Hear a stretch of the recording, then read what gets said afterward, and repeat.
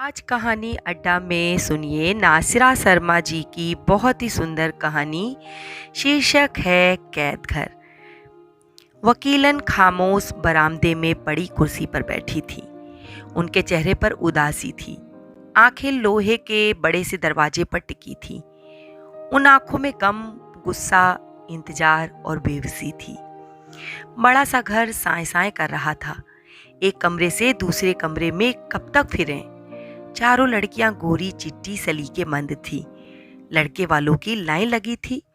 हर खानदान चाहता था कि लड़की हमारे घर की बहू बने। वकीलन विश्वास से भरी ताश के पत्तों की तरह खानदानों को फेंटकर इक्का तलाश करती। पालनहारे ने जाने कौन से कर्मों के फल दिए कि 4 इक्के राजा बनाए और लड़कियों को ब्याह कर ले गए। अब बात है तन्हाई की। लड़कियां ससुराल में, दोनों लड़के कभी दुकान या कॉलेज में और मियाँ कोर्ट कचहरी में। अब ये अकेलापन बांटे किससे? उस मुर्दार केसर से जो अंदर बावर्ची खाने में हांडिया भून रही है। एकाएक वकीलन की नजर अपने हाथ पर पड़ गई। चौंक कर उन्होंने हाथ को इधर उधर घुमाया और आंखें हैरत से डूब गईं। दुख से उन्होंने आ भरी और दिल ही दिल में कह उठी, आखिर ये कैसे धब्बे हैं? पहले तो नहीं थे, कहाँ से आए? अभी तक मुझे दिखे क्यों नहीं? तौबा तौबा, कोई देखेगा तो क्या सोचेगा कि वकीलन अपने हाथ रगड़ कर नहीं धोती। जो मैल जमा पड़ा है कल ही झावे से रगड़ रगड़ कर धोऊंगी। तभी उन्हें याद आया कि केसर ने दूध उबाला है कि नहीं। वहीं से बैठे बैठे चीखी, केसर, दूध उबाला नहीं तो फट जाएगा। उबाल लिया है, जवाब मिला। जवाब सुनते ही उन्हें चैन नहीं आया। ख्याल गुजरा कि मुई ने ढक्कन भगोने पर लगाया या नहीं। आजकल छोटी छोटी छिपकलियां हो गई हैं। एक आध टपक गई तो मेरे मौला हराम चीज से दूर ही रखना। हड़बड़ाई सी वो बावर्ची खाने में पहुंची। जिस बात का डर था वही हुआ। भगोना खुला पड़ा था। केसर बेगम बाल खोले आटा गूंथ रही थी। बस आग लग गई वकीलन को। सारा घर सर पे उठा लिया। आवाज वकील साहब के ऑफिस तक पहुंचने लगी, जो बावर्ची खाने के पीछे सड़क की तरफ था। चीख पुकार सुन नहीं पाए, मगर जब काम में खलल पड़ने लगा तो परेशान हो उठे। अपनी आवाज ही बेगम की चीख से कटती थी महसूस हुई। मोक्किल पुराना था, चुपचाप चला गया पाल लेने, ताकि वकील साहब शर्मिंदगी से बचें और वो सरदर्द से। आज वकील साहब को बेगम का ये तेवर पहली बार नागवार गुजरा था। आखिर अब ये चीख पुकार रोज का किस्सा बन चुकी है। इसका खात्मा कहीं तो होना चाहिए। मुंशी को इशारे से बताया और कुर्सी से उठकर घर की तरफ गए। आवाज अब सीधे कानों में चुभने लगी। दिमाग भन्ना गया। एकाएक तेज चलते हुए आंगन में पहुंच गए। देखा बेगम अजीब तरह से बिगड़ रही हैं। चेहरा टेढ़ा सा हो गया है। आंखें खूने कबूतर। ये हुलिया तो उन्होंने उनका पहले कभी नहीं देखा था। ताज्जुब में पड़ गए। मियाँ को यूं आंगन में खड़ा देखकर उनकी चिल्लाहट पर ब्रेक लगा, मगर आवाज की तलखी कम न हुई। यहाँ से चाय नहीं जाएगी, बाजार से मंगवाकर पिला दें। सारे वक्त चाय बनाती रही केसर, तो खाना कब पकाएगी? आप जरा इधर आएं, वकील साहब ने बड़े साहिस्ता लहजे से कहा। वकीलन समझ गई कि जब मियाँ गैरों की तरह तमीज से बात करते हैं तो इसका मतलब है कि बहुत ताव में है। पीछे पीछे वकीलन चली गई। बैठिए, क्या बात है, कहाँ से शुरू करूं? वकील साहब कुछ नर्म लहजे से बोले। क्यों, कुछ जरूरी काम था या कुछ भूल गए? वकीलन ने चिंता दिखाई। मैं कहना चाहता हूँ कि मेरा काम जरा अलग तरह का है। तरह तरह के लोग आते हैं और तुम इस तरह क्यों गुस्सा करती हो? ये नौकरानी भी चली गई तो? बात घुमा दी वकील साहब ने। तो आपका मतलब है कि हम गंदगी खाएं, कीड़े मकोड़े निकले? वकीलन ने उल्टा सवाल वकील साहब से पूछा। ज्यादा टोका टाकी से वो टिकेगी नहीं और काम तुम्हें करना पड़ेगा। मैं तुम्हारे भले के लिए कह रहा हूँ। वकील साहब उनकी तेज आवाज से झुंझला उठे। मेरे भले के लिए? वकीलन की आंखों में खून उतर आया। लगा दिल किसी ने हाथों में लेकर मसल दिया। उनकी इस हालत को देखकर वकील साहब घबरा से गए। मेरी फिक्र है या उस मुई कैसर की? आपको फुर्सत है अपने मुकदमों से जो मेरा भला सोचेंगे? वकीलन के चेहरे पर कटाक्ष था। आहिस्ता बोलो, आहिस्ता।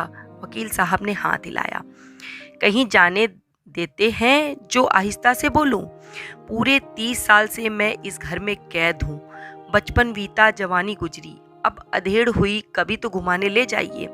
मायके मत जाओ, बहन के घर मत जाओ, बस दरोगा बन इस घर की रखवाली करो। कौवा हकनी बनो। वकीलन की आवाज भर्रा गई। काम करना है, ये हमारी रोजी है। तुम चाहती हो कि भरी थाली पर लात मार दूं और तुम्हारे पहलू से पहलू जोड़कर बैठूं? क्यों, सच कह रहा हूं ना? बस झूठी तो मैं हूं। चैन से गड्डियां गिनो नोटों की। जब मैं ही जिंदा नहीं रहूंगी तो ये धन दौलत किस काम की? अब तुम चली जाओगी तो मैं घर बाहर कैसे संभालूंगा? आखिर आदमी शादी इसलिए ही तो करता है कि घर की मालकिन सारा बंदोबस्त संभाले और वो चैन से कमाए। तुम मरना जीना लेकर बैठ गई। मैंने कब इनकार किया, मगर काम के साथ तुम ताजा हवा खा लेते हो, कुछ नए चेहरे देख लेते हो, हंस बोल लेते हो। मगर मैं क्या इन दीवारों से सर फोड़ूं? बस मुझे मायके जाना है। कब से भाई बुला रहे हैं। अम्मा की तबीयत ठीक नहीं, खत आया है। नहीं, मेरा दिल कहता है वहाँ कुछ हादसा हुआ है, मुझे जाना है। चाहे मैं एक दिन के लिए ही जाऊं, मगर जाऊंगी जरूर। शुक्र कीजिए कि अभी आंखों की शर्म बाकी है जो इजाजत मांग रही हूँ, वरना नाफरमानी करने में कितनी देर लगती है। चली जाना, सब इंतजाम कर दूंगा, वकील साहब ने कहा। सुन रही हूँ पिछले 5 सालों से। कब आएगा वो मुबारक दिन जब मैं अपने मायके जाऊंगी?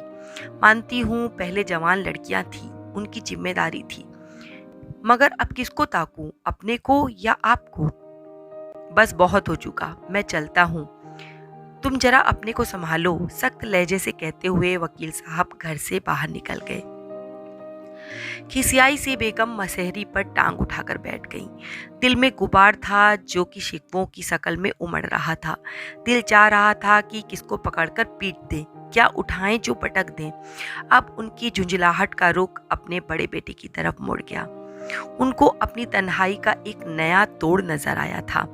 वो था बेटे की शादी, मगर वो भी तो शादी के लिए राजी नहीं। जो लड़की दिखाओ उसी में बुराई निकालता है कि इसके बाल कटे हैं, इसके बाल लंबे हैं, ये दुबली है, वो फैशन बहुत करती है। अरे उसको कौन समझाए कि बाल छोटे बढ़ते ही रहते हैं। कांटे जैसी सूखी लड़कियां फूलकर गुब्बारा हो जाती हैं। फैशन परस्त लड़कियां 2 बच्चे पैदा कर पोतड़े धोने से हो जाती हैं कि सर में तेल डालना तक भूल जाती। अब मुझे ही देखो, कितनी हसीन लगती थी, बेदाग चेहरा था, गोरे गोरे हाथों पर लाल कामदार चूड़ियां कैसी गजब की लगती थी। मगर ये धब्बे, या खुदा, तूने बुढ़ापे की मंजिल को इतना कठिन क्यों बनाया कि आदमी अपना चेहरा देखकर डल जाए और आईना तोड़ डाले। बाहर गेट पर मोटरसाइकिल रुकने की आवाज सुनकर वकीलन के चेहरे का भाव बदल गया। छोटा बेटा सल्लू ट्यूशन पढ़कर लौटा। उन्होंने चेहरे पर हाथ फेरा, बालों को सर पर समेटा ताकि उनके बेहाल होने का अंदाजा उसको ना हो। माँ की कमजोरी बच्चों को पता नहीं चलनी चाहिए, वरना माँ का एतबार बच्चों के दिलों में डोल जाता है, खासकर लड़कों के सामने तो कतई नहीं, वरना धौ जमाने से ये असली मर्द की औलाद होते हैं ना, माँ का आंचल भूल बैठते हैं। अम्मा कैसी चुपचाप बैठी हो? सल्लू ने कमरे में घुसते ही पूछा। बस तुम्हारा ही इंतजार कर रही थी। आज बड़ी भीड़ थी, मैं पहले नहा लूं। हाँ होगी जरूर, ऊपर से गर्मी, नहा लो, मैं जाकर चाय बनाती हूँ। तुम्हारी राह देख रही थी, मैंने भी नहीं पी है चाय। मेरी चांद जैसी अम्मी, बेटा माँ से लिपटा। दूध मंगवाती हूँ, अब ज्यादा दुलार नहीं, कह कहा मारकर वकीलन हंस पड़ी। वो बेटे का चेहरा देख निहाल हो उठी थी। बाल माथे से हटाकर उसको चूमा। तुम कितनी अच्छी हो अम्मा, बेटे ने माँ के गाल पर प्यार से धौल लगा दी। चल हट, बातें बनाना सीख रहा है। खुशी से खिल उठी वकीलन। सच, तुम जैसा कोई नहीं लगता मुझे। अम्मा, आपा भी नहीं, कहता हुआ लड़का गुसलखाने की तरफ बढ़ा। इस बात को सुन वकीलन संजीदा हो उठी और कुछ कुछ संकित भी। बड़ी लड़की उनकी जवानी की तस्वीर कहलाती है। लड़का जो कहता है ये सच नहीं। कई लोग और कह चुके हैं कि सुल्तान, तुम्हारे हुस्न पर कोई लड़की नहीं गई। आखिर क्या है ऐसा मुझ में जो वकील साहब भी समा पर पतंगा बने मंडराते रहते हैं। सभी कहते हैं कि तुम अपनी लड़कियों की बड़ी बहन लगती हो। और तो और उस दिन मुए फकीर ने बड़े बेटे के साथ जाते हुए हाथ फैलाकर कहा, अल्लाह जोड़ी बनाए रखे। खुदा की मार।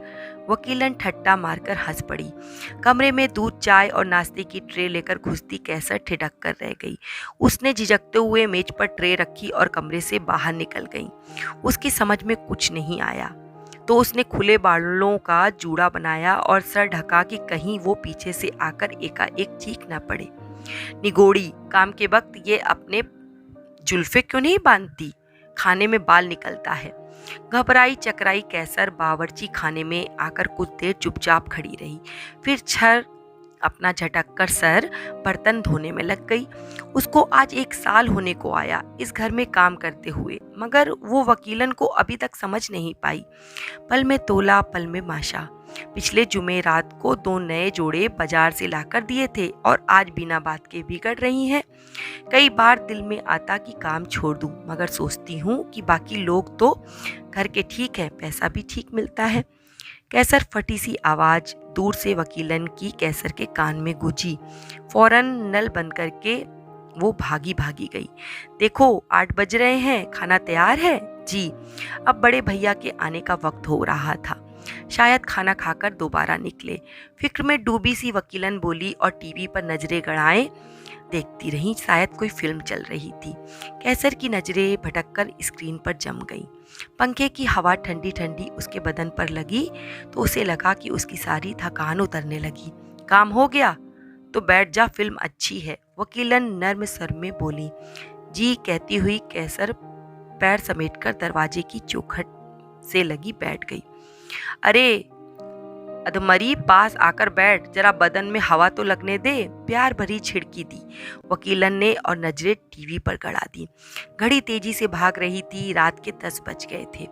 वकीलन का दिमाग चल रहा था। मियाँ ऑफिस से बेटा कंप्यूटर सेंटर से अभी नहीं लौटा था। उनका दिमाग फिर गर्म होने लगा। ये भी कोई जिंदगी है? बस घड़ी का मुंह ताकते रहो, सुइयों को भागते देखते रहो। मेरी सेहत इन्हीं बातों से गिरती जा रही है। वकील साहब समझते नहीं, उन्हें तो बस मुकदमों से मतलब। लोग उनकी तारीफें करते हैं, मुझे तेज तर्रार कहते हैं। क्यों ना हूँ तेज? आखिर अल्लाह ने शक्ल दी है। समझती हूँ सब कुछ, तभी तो बिना ढूंढे लड़के घर आकर लड़की ब्याह कर ले गए। मगर अब बहू कैसे मिलती है अल्लाह जाने।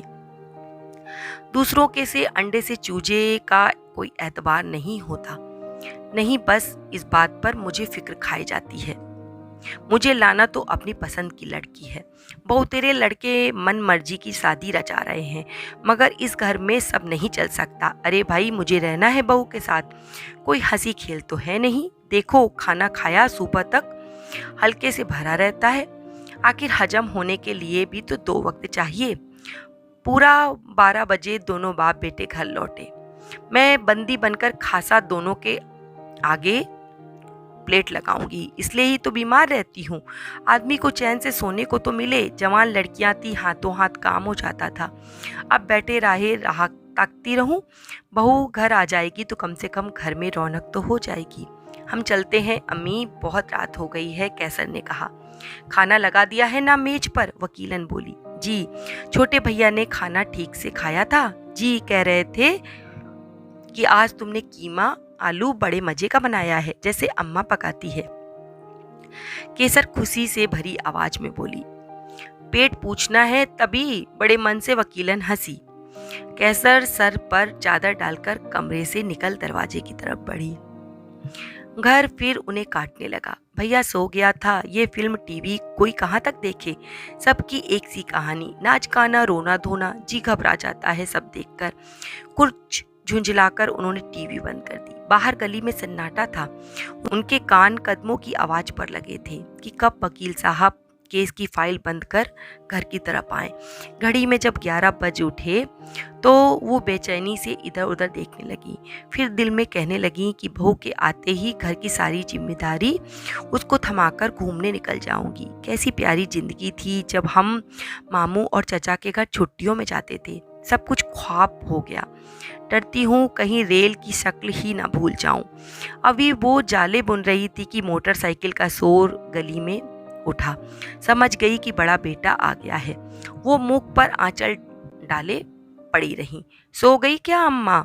बेटे ने कमरे में घुसते ही पूछा। नहीं, बस लेटी थी, मुख पर आंचल डाले डाले बोली। अम्मा दफ्तर से अब्बा अभी नहीं आए? बेटे ने जूता उतारते हुए पूछा। अभी 12 कहाँ बजा है? दबी हुई आवाज में वकीलन ने बोला। क्या बात है, तुम्हारी तबीयत तो ठीक है? लड़के ने मुड़कर माँ के चेहरे से आंचल हटाया। हाँ, बस सर दर्द है, कोई दबाने वाला भी नहीं, बड़ी कमजोर आवाज में बोली। केसर से तेल लगवा लिया होता, बाल उलझाकर रख देती है। वो क्या जाने बीवियों का सर दबाना। नयन नहीं आती क्या आजकल? देखो कल किसी को उसके घर भेजता हूँ। तुम भी मियाँ खूब हो, बिल्कुल अपने डैडी की कॉर्बन कॉपी। ये दर्द भरी नौकरानी या नयन की चंपी से नहीं जाता। ये दर्द अपनों के हाथों की फेरने से जाता है।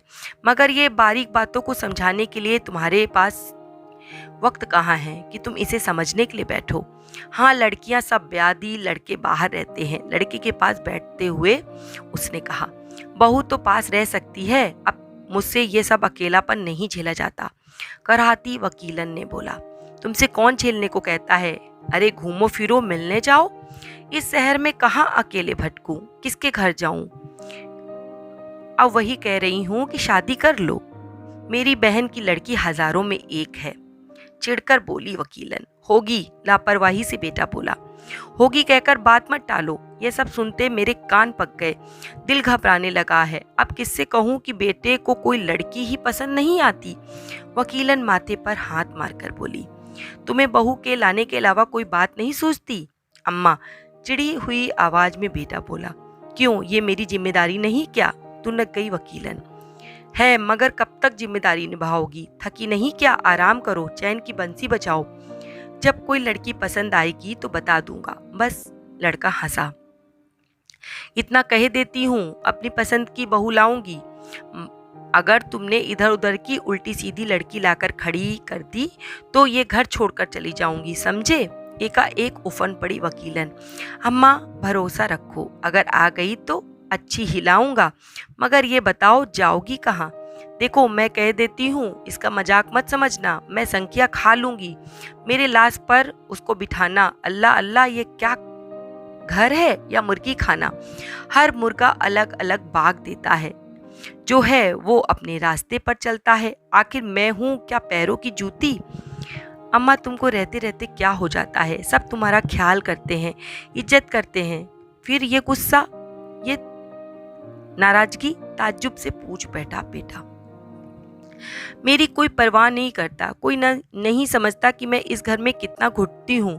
मुझे आज़ादी चाहिए, ताज़ा हवा चाहिए। कहते कहते वकीलन रोने लगी। बेटे ने उदासी से माँ के चेहरे को देखा और कहा।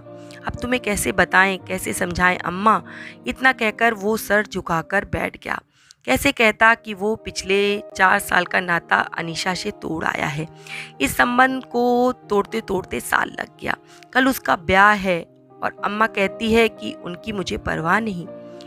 क्या माँ होकर वो नहीं समझती कि थोड़ी बहुत आज़ादी सबको चाहिए? लोहे के दरवाजे के खुलने के साथ घड़ी में 12 बज गए। कदमों की चाप को सुनते ही वकीलन ने जम्हाई ली और थकी थकी सी उठकर खाने की मेज पर जाकर बैठ गई और वकील साहब की प्लेट में खाना निकालने लगी। बेटे ने बाप की थकी चाल को देखा और एक लंबी सांस खींची, जैसे अपने को कैद से रिहा कर रहा हो। दोस्तों, आपको कैसी लगी ये कहानी? अगर पसंद आई हो तो आगे शेयर कर दीजिएगा और ऐसी ही कहानियों का आनंद लेने के लिए मेरे चैनल को सब्सक्राइब कर लीजिएगा। धन्यवाद।